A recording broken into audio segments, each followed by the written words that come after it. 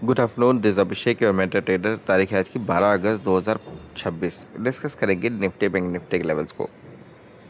ठीक है, निफ्टी की बात करें तो यही बाइंग रेंज आती है 200, आपका जो 75, 200, 325। ठीक है, और सेल जोन आती है आपकी 375 से लेके 425।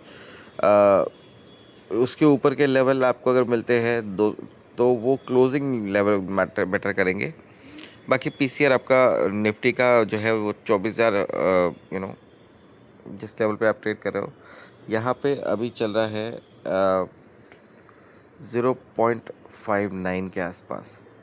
इस पीसीआर पे आपको डेफिनेटली निफ्टी खरीद के चलना है, जो कि आपको फ़िलहाल मार्केट शो नहीं कर रहा है, लेकिन आपको उसको समझना है तो कैसे समझोगे आप? Just give me a minute. यहाँ पे आपका बैंक निफ्टी दिख रहा है, राइट? बैंक निफ्टी का लो देख लेते हैं हम एक बार के लिए, वो आपको क्लियरिटी दे देगा 57,254, और आपने हाई बनाया था 57,783। अभी भी बैंक निफ्टी में पोटेंशियल है इसके 57,700 57,800 के आसपास जाने की, क्योंकि 58,000 पे गड़े मुद्दे हैं, और 58,200 300 पे आपके लिए रुकावटें हैं बड़ी। 300 के आसपास गड़े मुर्दे भी है आपके पास। तो इन लेवल को आपको ध्यान रखना है कि गलती से आप 57,800 900 के आसपास ऐसे आते हो तो बेच देना आपको।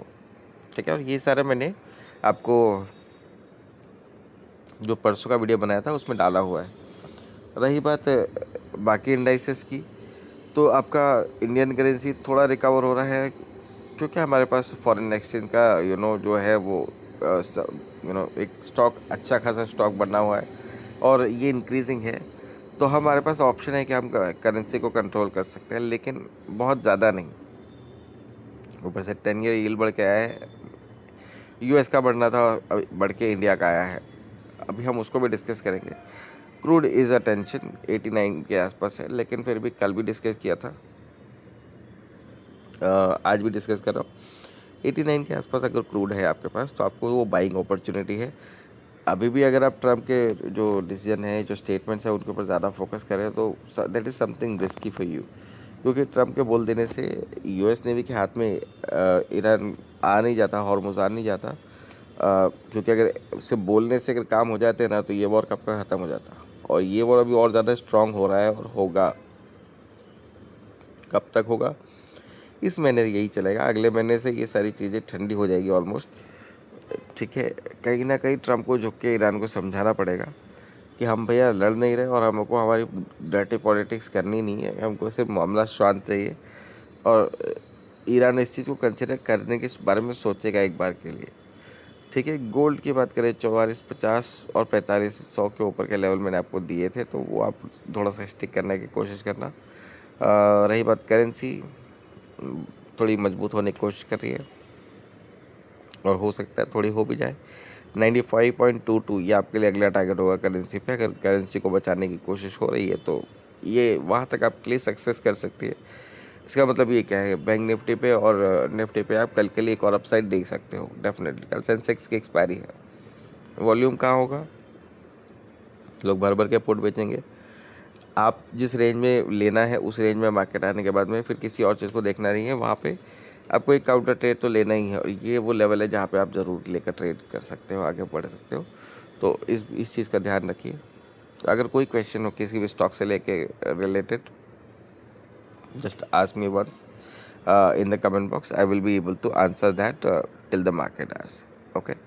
अगर आप कंपेयर करोगे बैंक निफ्टी और निफ्टी में, तो बैंक निफ्टी जस्ट करता से 200-300 पॉइंट गिरा है।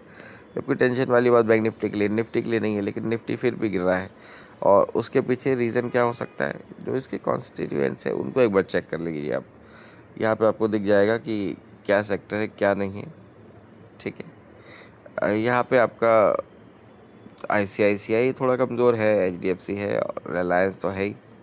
ठीक है, ये भैया रिलायंस भैया तो बोलते हैं चलना ही नहीं है। अगर नहीं चलना है उसका तो कोई प्रॉब्लम नहीं है। आप देख सकते हो कि प्रेशर कहाँ से आ रहा है, आईटी सेक्टर से आ रहा है।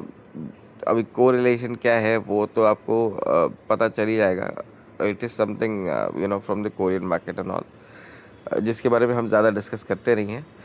ये मेरे गुरुजी का कहना है। तो बाकी मेरा मानना ये है कि थोड़ा सा इंडेक्स को लेकर कॉशियस है, क्योंकि ट्रम्प का स्टेटमेंट आते रहता है और कई बार हम उसको ज़्यादा वो दे देते हैं, व्यू दे देते हैं। डी मार्ट की बात नहीं करता मैं, आपका जो कंज्यूमर प्रोडक्ट्स है इनके ऊपर थोड़ी सी गाज गिरेगी, ठीक है। FMCG depending on the rain everything goes.